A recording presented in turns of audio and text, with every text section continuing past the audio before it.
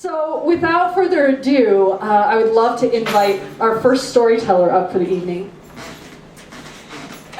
We are blessed with the presence of a gentleman by the name of Dave Steinberg. A little bit about Dave for you.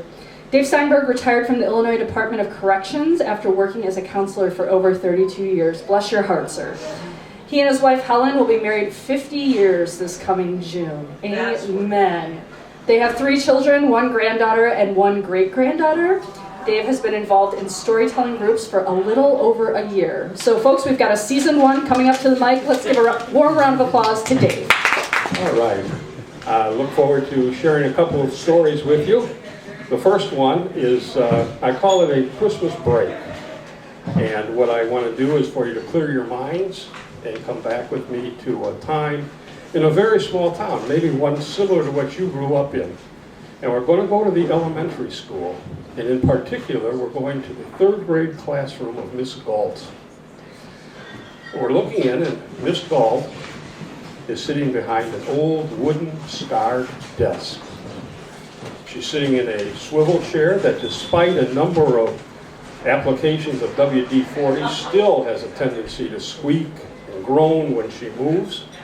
But this is the last day of school before Christmas break.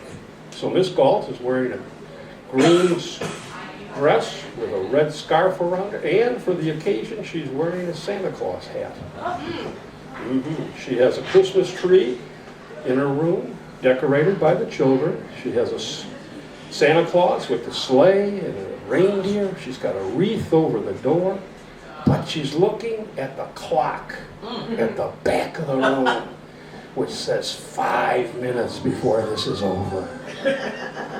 She has 22 desks in her class, 3 rows of 7, and 1 desk that's in the back of the class, facing the wall. And that's for the student who has misbehaved. And most often, Timmy Zimmerman is in that chair. He is a rambunctious 3rd grader. Now, we've gone through the Christmas party. We've gone through Miss Galt giving all of the children their gifts. She gave each child a bookmark. And the girls just smiled with that bookmark, and they knew where they were, what book they were going to use immediately to put that in. And the boys, when they got their bookmark, they kind of frowned, but they too knew where they were going to put their bookmark. So, now Miss Galt has asked the children to come up in groups of 3s, because they all have a gift for her, of course.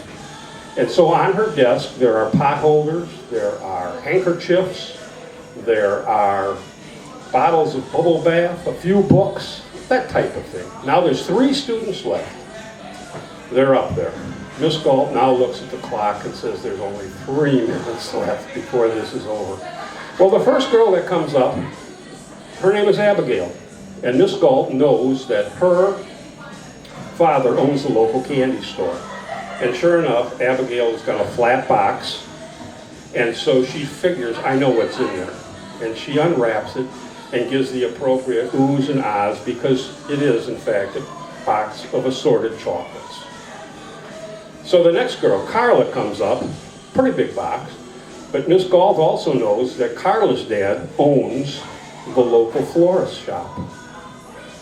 So she knows what's in there probably. So she opens it, and of course it's a beautiful, beautiful poinsettia. Oh, Carla, thank you. This is going to go great on my dining room table. Terrific. Now the last student, guess who?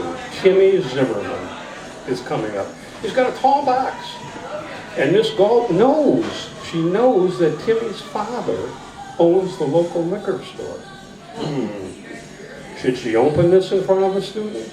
No, don't think so. But she notices at the bottom of the box, it's a little damp. And she says, oh, Timmy has dropped this. He's knocked it against something. Something has happened, and he's no doubt got a hairline crack in this bottle.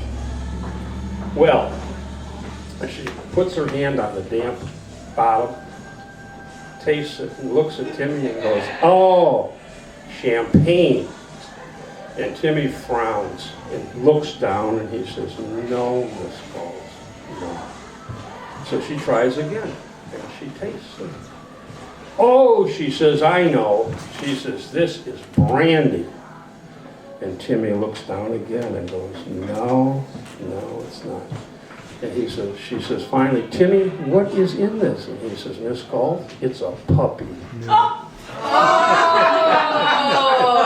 And the bell rings and the Christmas break has begun. My other story comes from my wife. I will give her credit.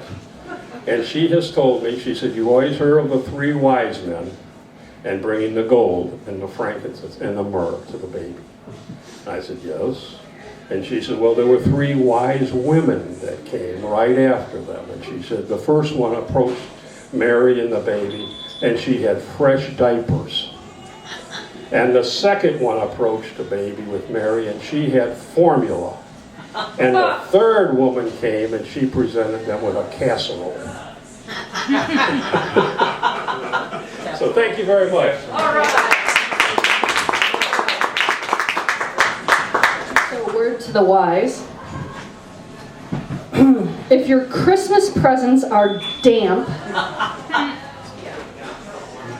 be careful what you put in your mouth, or maybe like put on some gloves first. I don't know.